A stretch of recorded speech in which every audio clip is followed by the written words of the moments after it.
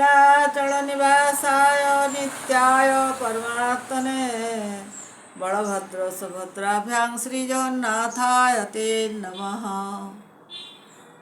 मनर कथा लेखिका कमलिनी पंडा कहूछन, मनुष्य जन्म हेउछे ईश्वर सर्वश्रेष्ठ जीव। कारण ताकर ज्ञान बुद्धि और उन्नत चिंताधारा अन्य प्राणीकर तुलनारे यथेष्ट अधिक। हेतिर लागी निजर मन के निजे सुधारिबार लागी चेष्टा करबार कथा।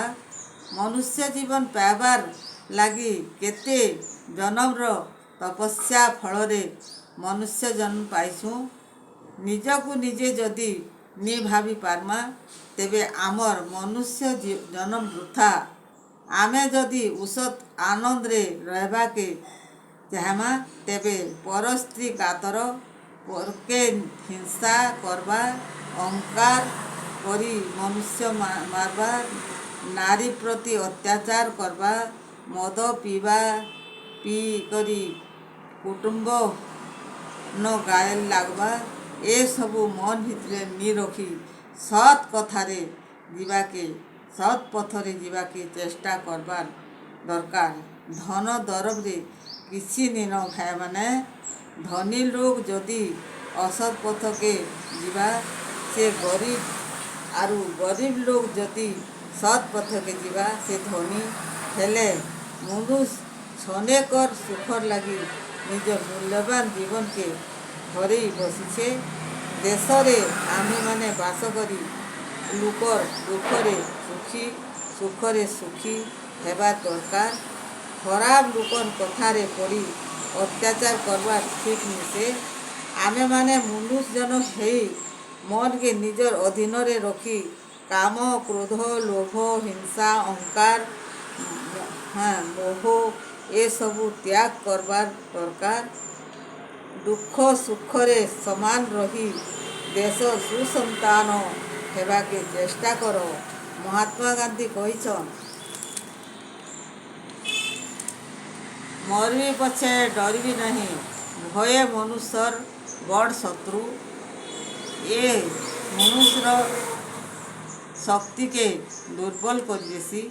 हेतिर लागी मनुष्य जन्म रु मुक्ति पाइबार लागी हेउछे सत्यवादिता, अहिंसा, दयालुता, कोमलता, ब्रह्मचर्य, सदाचार, शौच आरु संतोष। ए सबू जिनिस जदि करब मनुष्य जन्म रु मुक्ति पाइब। जेन मनुष्य निजके उदार भाव नि रखिछे से केबे हेले उन्नति नि करी। आमे साधना करी निजर मन के बलवान करमा से मनुष्य धय नाय।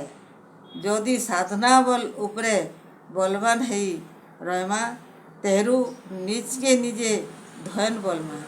हे भाया माने बेल थाऊ थाऊ चेष्टा करो आरु देरी नी करो।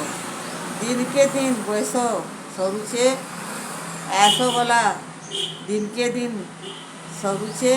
हे मोर बंधु माने खराब गुण छाड़ी देई भल बाट के आस।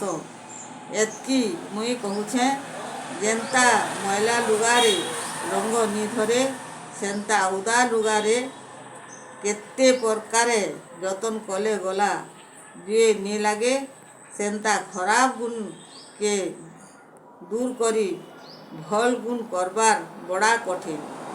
हेले तुमे जदि भगवान को ठारे शरणागति हेबो तेबे तुमे जानी पारबो जे खराब गुण नी करी भल गुण करबा के मन लागबा। भगत सबू खराब गुण नी करबार लागी प्रार्थना करसी हेले सबू भल गुण करबार लागी नी मागे। हे लोक हेले सबू भल गुण तो भगवान ठारे ही रहीसी। भगत के एटा जनानी से कहसी आपन कर ଯାହା ଇଚ୍ଛା ତାହା ମୋତେ ଦେଉନ୍। ପ୍ରଭୁ ତୁମଠାନେ ଶରଣାଗତି ହେଲି। ଓମ୍ ତତ୍ସତ୍।